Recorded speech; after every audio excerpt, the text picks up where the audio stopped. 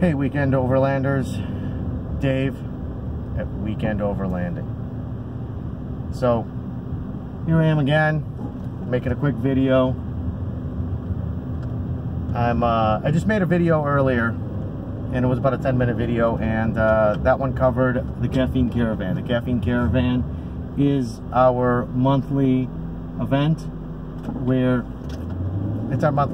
we go to we go meet up and we talk about different things in the overlanding hobby, and we exchange information and meet other people with the same hobby and like-minded people. We make it family friendly and all that. So, but in any case, continuing on, some of the things that I want to cover real quick. There was once again, my video is again based on the Trans-Wisconsin, or what we call the Trans-Wisconsin Adventure Trail, which, after discussing with a lot of people, maybe shouldn't be called the trail. Should be a route or something to that effect, because it's just a conglomeration of waypoints on roads that add up to being kind of a route from the bottom to the top that is ever changing. I mean, you can go look at my other videos, and my other videos do cover what is and what is not Trans-Wisconsin, what to expect and what not to expect, that kind of stuff. So there's a lot of videos I've made where it's my rant and rave videos, as you can tell, like I'm doing to this extent right now. But wanted to say once again, if you're interested in overlanding and you're new to it, this is kind of the group that kind of caters to that. We want to make it family friendly. We want to make it less extreme. A lot of people want to say, hey, to do overlanding, what you need is you need to start with a truck that costs $40,000 brand new, or to $100,000. Then you gotta put, like, you know, $10,000 to $100,000 worth of gear in it. Before you know it, hey, look, you can go overlanding. No, that's not. I mean, sure, you know what? There's always going to be somebody who's gonna push that to the ultimate limit. Somebody who goes, you know what, I'm going to climb Mount Kilimanjaro in my truck. I'm going to do, I'm going to ship my truck in across the world, or I'm going to completely cross the, I'm going to go from Moscow to Kamchatka, and I'm going to cover all of Asia that way across, and you know, I'm going to cover the tundra. Well, that's okay, whatever. You know, that's awesome.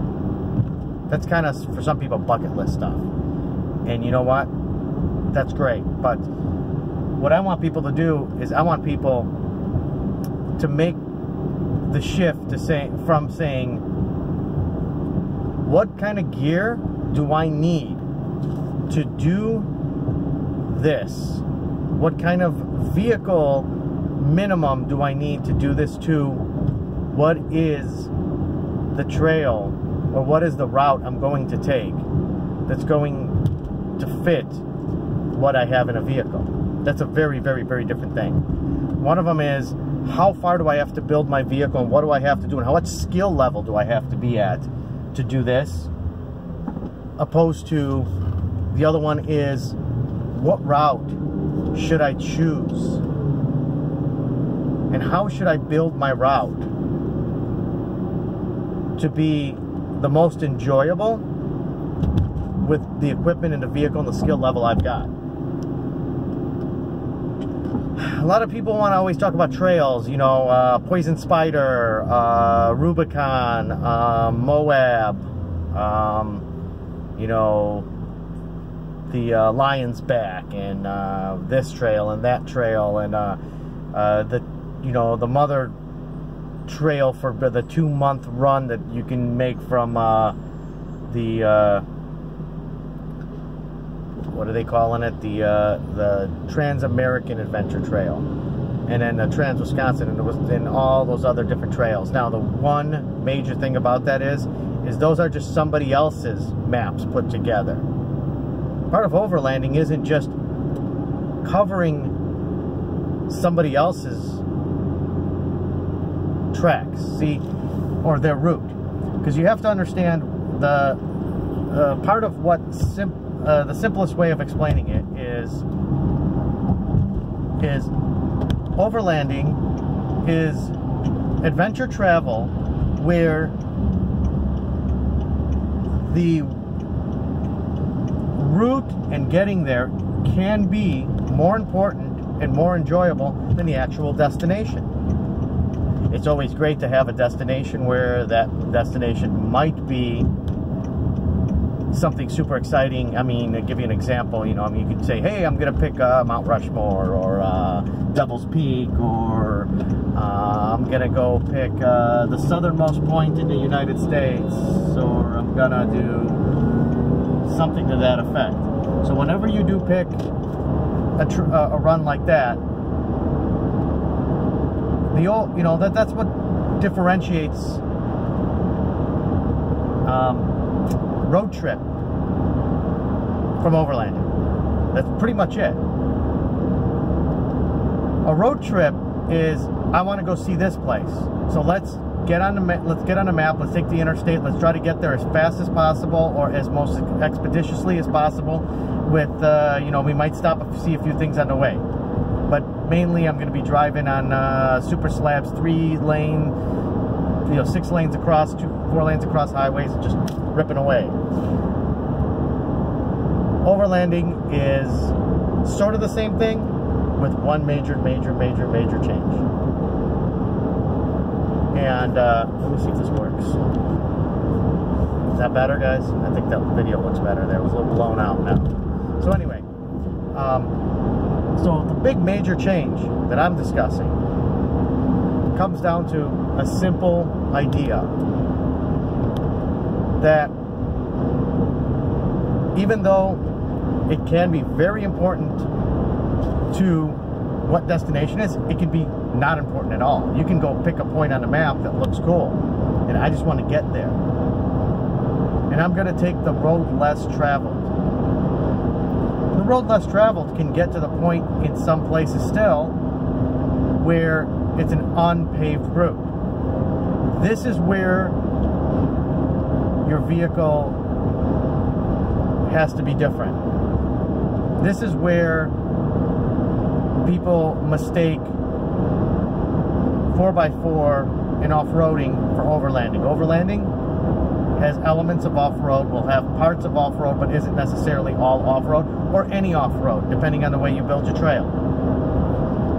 And the best thing to do is, instead of following somebody else's route sometimes,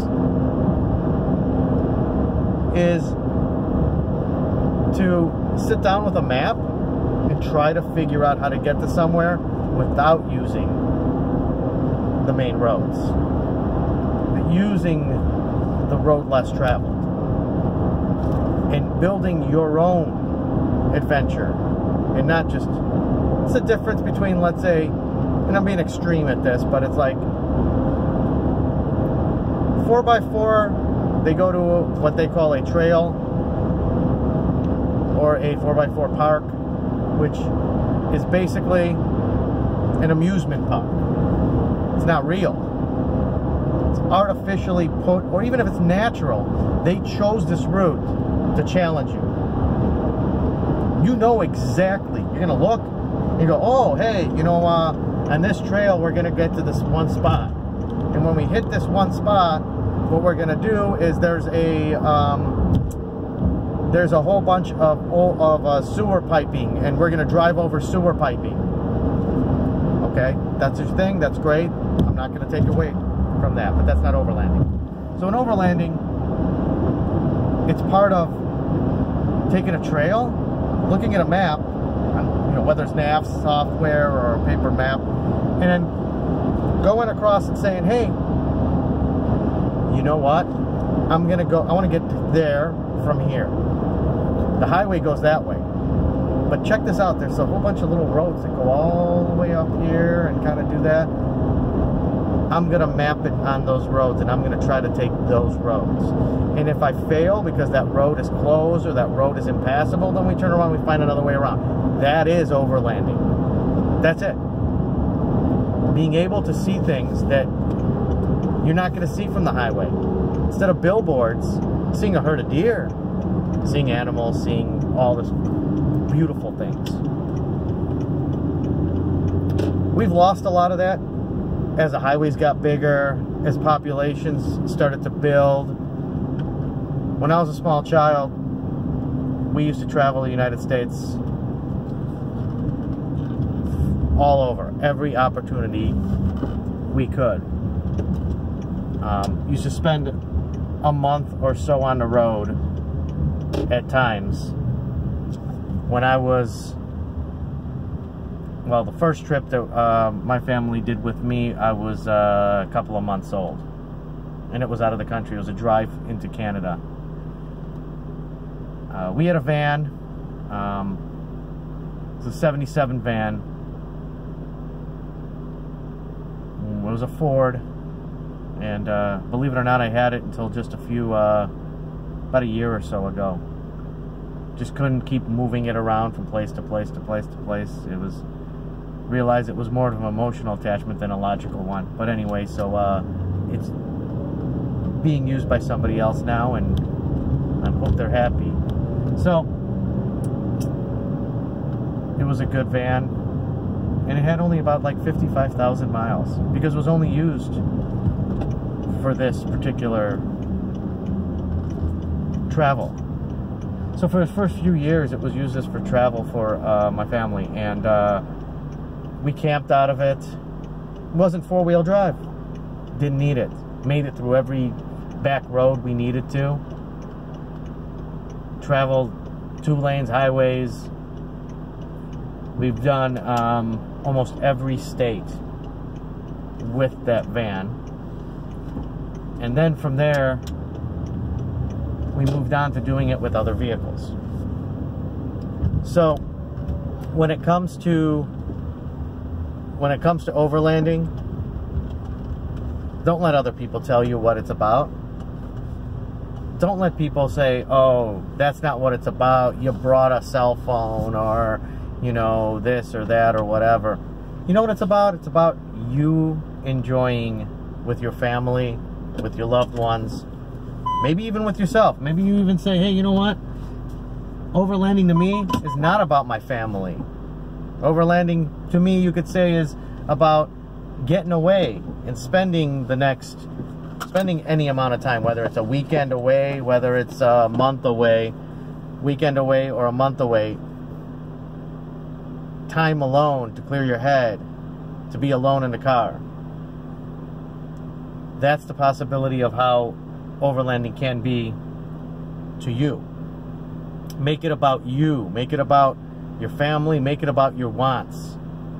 Don't make it about, I need to follow this trail that somebody else put together, because that's somebody else's journey.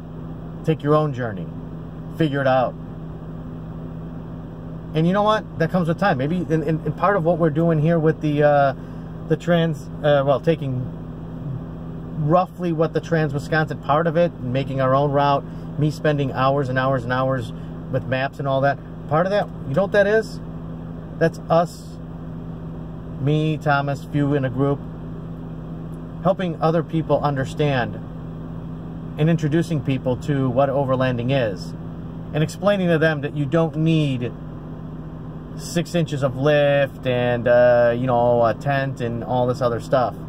What you need is you, your family, your loved ones, any vehicle, in a route that fits the capability that you are comfortable with and your vehicle can do. Whether that's taking just back roads and driving a economy car that you have that's a front wheel drive or something like that, or if your skill level and your equipment, because skill level and equipment go together. You can't just have the equipment and no skill level. You know, if your skill level's way down here and your equipment's way up here, equipment is not to be traded for skill level. Just by buying more equipment and equipping your truck to do more is not going to give you more experience in a situation. So all of that said, I'm going to let you guys go. We're coming on 15 minutes here on my second video of the day. But I just want everyone to understand that this is make it personal. Don't make this somebody else's tour. So, questions, comments, concerns, weekendoverlanding@gmail.com. Got an IG up, Weekend Overlanding, Facebook page, it's our group. On top of that, always can lean on our great supporter of the group and sponsor and just all things gear-wise guru, Thomas of Chicago Overlanding, and he can be reached at info@chicagooverlanding.com. Once again, like my videos, subscribe to my channel, share. You can share it with anybody, because you know what? The more people that get involved in this, the better this gets.